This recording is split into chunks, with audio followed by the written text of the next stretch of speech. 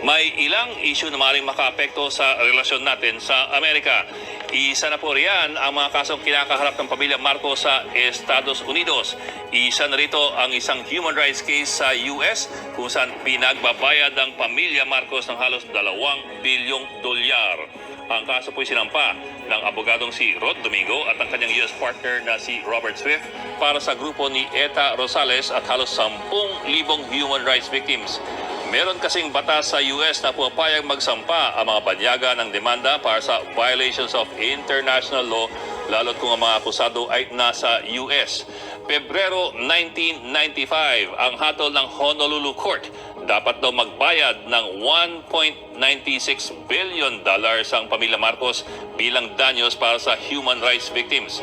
Paano nadawit si Bongbong Marcos? Para pagbayarin, sinabina ng US Court si Bongbong at Imelda Marcos para mag-testify at magbigay ng mga dokumento para sa kasong ito.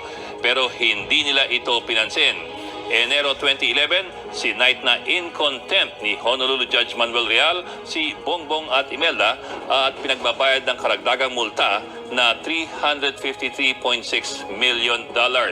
Kaya't ngayon po, dalawang rulings ang nakabinbin laban sa mag-inang Marcos, yung halos $2 billion na damage suit para sa human rights victims at yung $353 million na contempt penalty. Ano pong implikasyon ito?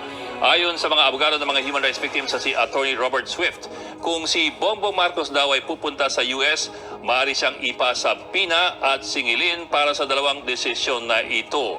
Pero siyempre ang tanong, paano kung si Marcos ay magpunta bilang Pangulong Marcos? Halimbawa, kung merong state visit or meeting sa United Nations sa New York.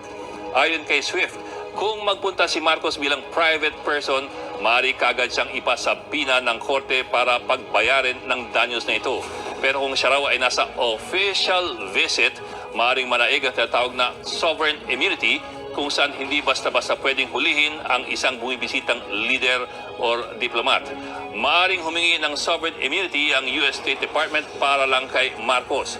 Pero sa huli, ang desisyon na ito ay manggagaling dapat doon sa US Court. Maliban sa dalawang issue na yan, meron pang isang Marcos account sa US na pinag-aawayan hanggang ngayon. Taong 1972, nagtayo si Ferdinand Marcos ng isang Panamanian dummy company para magdeposito ng $2 million sa Merrill Lynch sa New York. Ngayon, umabot na yung account na yan ng $40 million o mga 2 billion pesos dahil lamang sa interest. Sa ngayon, ang perang yan ay nabawi na at hawak na ng US New York State Court. Yun lang, pinagtatalunan pa kung kanino dapat mapupunta ang perang yan. Kiniklaim ang perang yan ng human rights victims bilang bahagi ng $2 billion damage award ng Honolulu Court.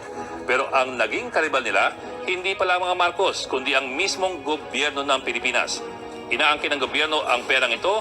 Ayon kasi sa ating batas, ang lahat po ng mga recovered Marcos ill-gotten wealth ay dapat mapunta sa kaban ng bayan.